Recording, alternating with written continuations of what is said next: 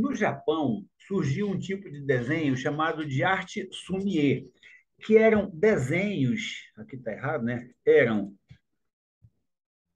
desenhos criados com traços rápidos e suaves, e com detalhe, só usava uma tinta preta chamada nanquim. Os tons eram diluindo, quanto mais água colocasse, mais clara a tinta ficava. Então, só usava a tinta preta chamada de nanquim. Repito, diluída em água para obter diversos tons. Está aqui, ó. Isso pode aparecer para vocês na prova, tá? Esse desenho aqui, repara, tudo é tom escuro, não tem cor amarelo, verde, não tem. É essa arte japonesa chamada sumie, arte sumiê, tá? A partir do século XIV, vieram várias mudanças com as ideias do Renascimento.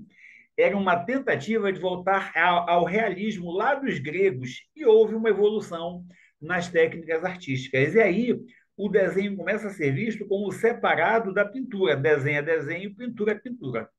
E o desenho, ele podia ser um esboço, só uns riscos para depois terminar, ou podia ser já a obra completa. Bem, pelo desenho, no Renascimento, foi possível conhecer melhor a anatomia humana, porque eles desenhavam com muitos detalhes, músculos, órgãos internos, esqueletos, etc. Tá?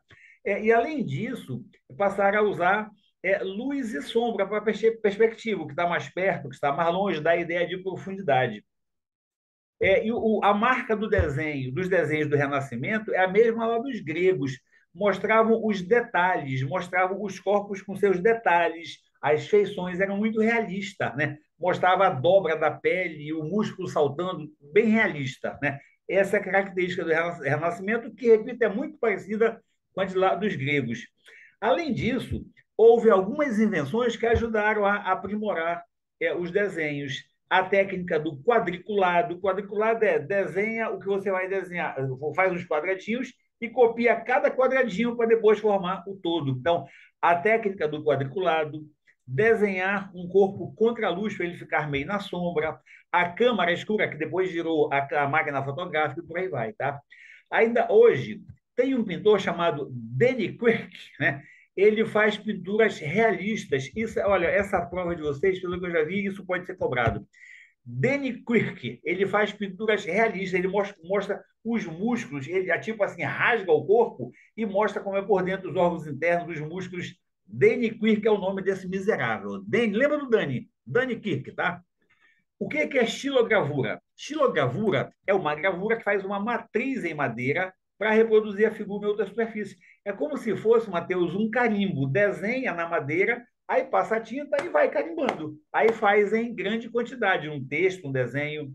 A invenção da xilogravura permitiu divulgar com mais facilidade os escritos e as figuras, porque era mais fácil de reproduzir. Era só passar a tinta na matriz, no carimbo, e carimbando o papel. Só que, olha lá, tinha muitas. Aqui havia gente, né? Havia gente que era contra a xilogravura. Por quê? Porque, como era mais fácil fazer desenho, tornava acessível e popular. Eles queriam que só a elite tivesse acesso aos desenhos, tá? O desenho na era industrial, lá na Revolução Industrial, era principalmente para fazer o esboço de equipamentos e máquinas, tá? Só que depois foi desenvolvida também a arte de desenhar os produtos para mostrar para o consumidor. E no século XX, em 1919, foi fundada a primeira escola de desenho industrial moderno. O nome você tem que saber, Bauhaus, tá? Isso pode ser cobrado. Bauhaus, primeira escola de desenho industrial moderno.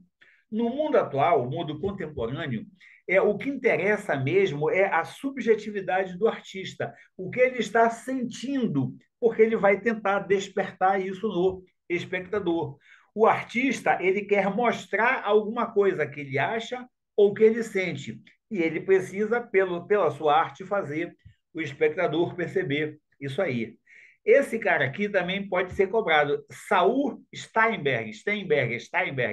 Ele foi um artista e cartunista que faz cartoon, que usava desenhos sem nenhuma palavra. Ele fazia engraçado só com desenho.